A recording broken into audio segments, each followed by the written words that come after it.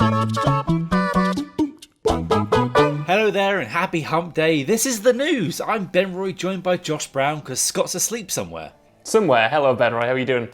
I'm good, and I just thought, Josh, news never changes, and today we've got some rumblings on what happens to be New Vegas 2, which I swear has been reported since before I went to university, but you've got some further details on it, so I'll stop rambling. Yes. Well, essentially, yeah, ever since Microsoft announced that they were going to buy Bethesda, rumors of a New Vegas 2 have been circulating because obviously Microsoft also owned Obsidian, who made the original New Vegas, and the fact that they could use the Fallout license with this studio again, it was mostly wishful thinking, I think, for a lot of people, but according to Valve insider and leaker Tyler McVicker, who was in charge of the Valve News Network YouTube, essentially he's come out and said that he doesn't want to just do Valve-related information anymore, he wants to broaden his horizons, and in this video he reeled off a bunch of software and hardware that he apparently has a lot of information on and is going to do videos on in the future, and included in that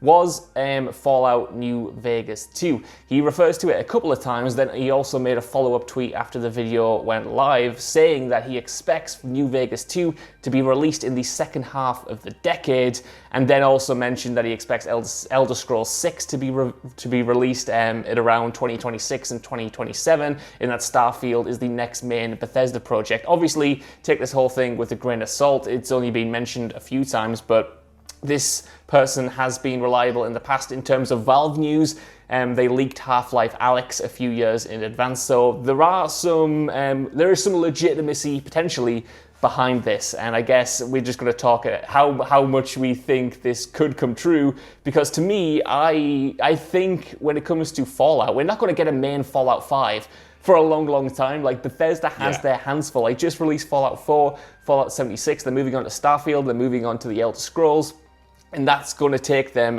most of this decade to push those games out. Like, we haven't seen Starfield in a long time. I can't imagine that's coming out this year unless they do a surprise Fallout 4 release. Elder Scrolls is going to be a huge game with a lot riding on it. That's going to be, I don't think a 2026, 2027 release date is far off. So theoretically, we might not get a proper Fallout 5 until the 2030s, you know what I mean? So in the meantime, I think it makes sense to give another studio, hopefully Obsidian, the chance to make a Fallout New Vegas 2. I can't imagine it'll be called Fallout New Vegas 2. I'm sure it'll have another subtitle, but in the same vein, in the same kind of spin-off way.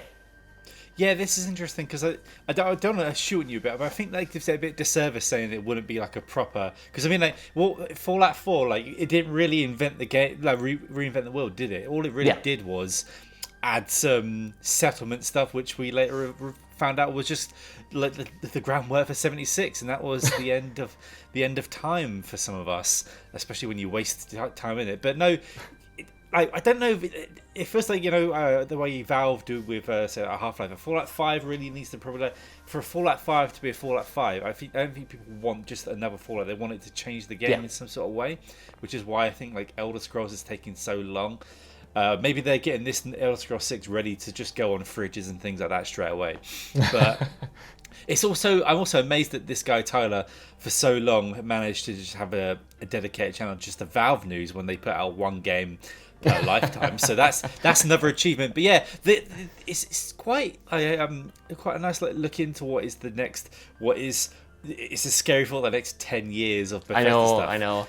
Like, because we just had the Capcom leaks, and that's only 3 years ahead, and that's like, okay. But then when you think 10 years ahead, like, 10 years, I'm going to be 39, sort of thing. 39, and looking forward to Fallout 5, Ben Roy, imagine that. God. Not that there's anything wrong with being 39, by the way, but it just is a long way from where we are right now, is the thing, obviously. Yeah, just compare the age I was when Fallout 3 came out. But yeah. Are you game for this? I mean, I wouldn't even mind if it was New Vegas 2, because there was such interesting stuff there with the faction stuff that they set up, and the setting of the Hoover Dam can bring proper electricity back, and so I would have liked to see maybe New Vegas built up a bit more.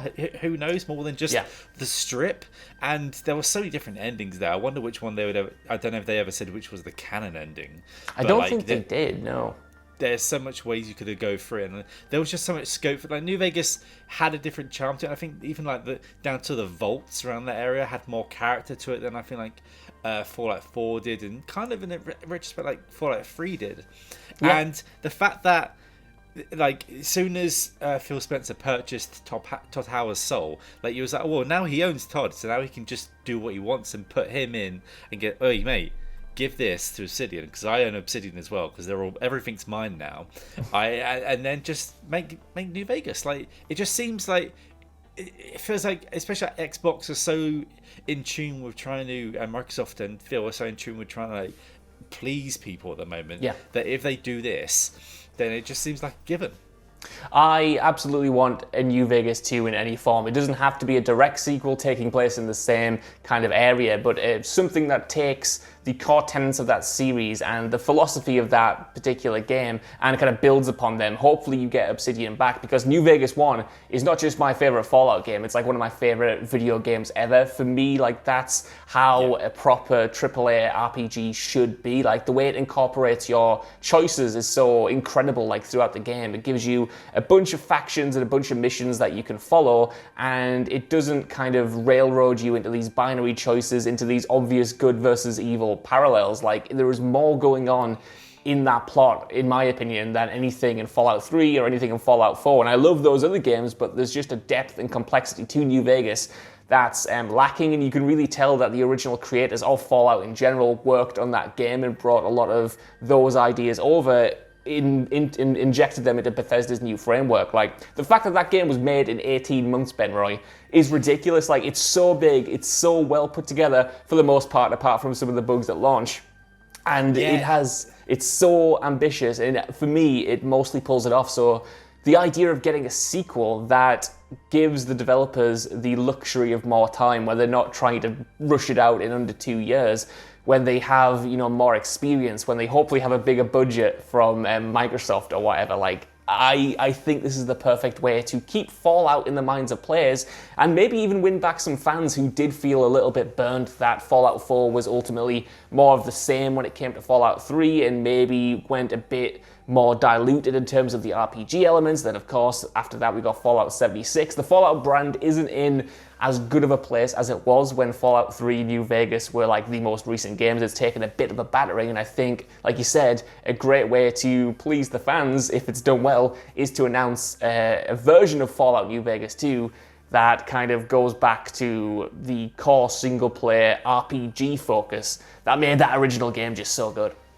I think also it's like they maybe don't need to just keep it in Vegas, but like maybe keep it in California, like maybe just Fallout, but like say in what's left of San Francisco. I don't know in the fiction if that was like properly bombed. I can't remember like back to every log I read, but like you just have like the visuals of say like the what's ever left of the Golden Gate Bridge and stuff like that, and pick out where is it the New California Republic, like if they're still around on it, like how bad and tattered they are, depending on obviously what choice your I just call it the protagonist. I'll just do a Christopher Nolan there, because I don't think they named him. So just see whatever happened and picks up from there. But I also think that this is like, maybe it's time sort of like Bethesda sort of hand out the Fallout license a bit more. Like, I mean, they just not hand out and just give it to any sort of like Tom, Dick and Harry around, but like they've got Starfield. I think Elder Scrolls is, even though I prefer Fallout, Elder Scrolls is magnitudes above that. So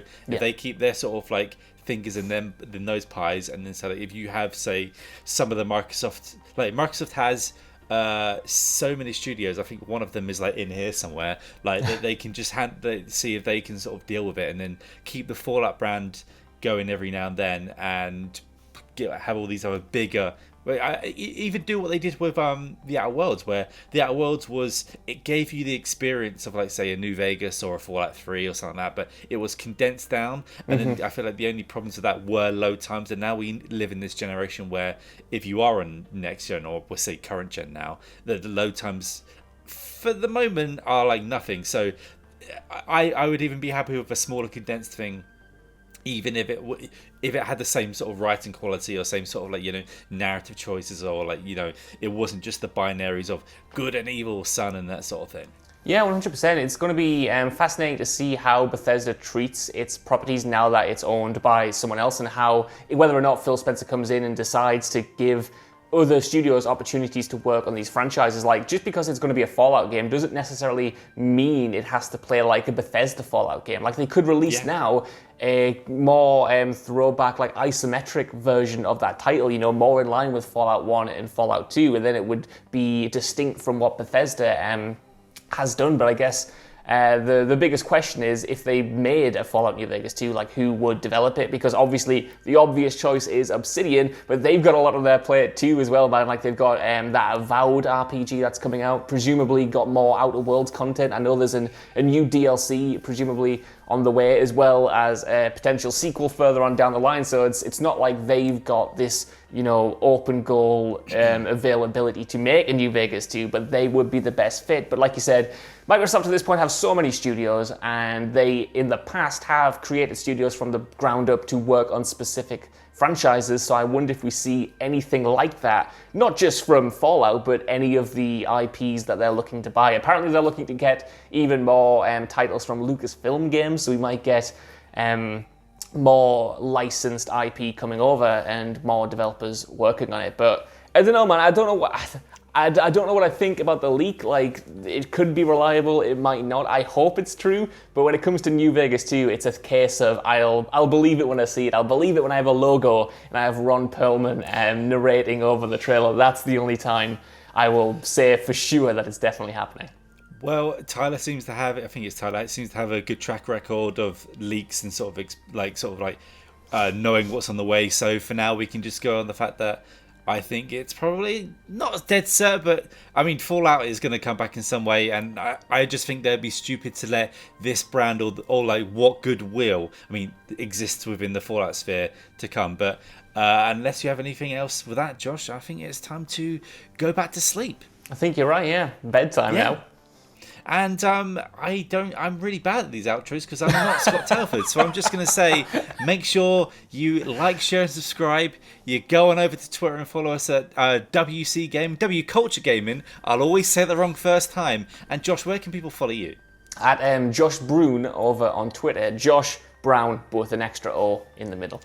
And you can follow me over at Ben Roy Turner on Twitter, and just keep your eyes peeled on, like, make sure you subscribe, hit the bell, and make sure you look out the window, and make sure you watch out for WhatCulture Gaming, because we'll probably have some more Bethesda, Fallout, Todd Howard news soon.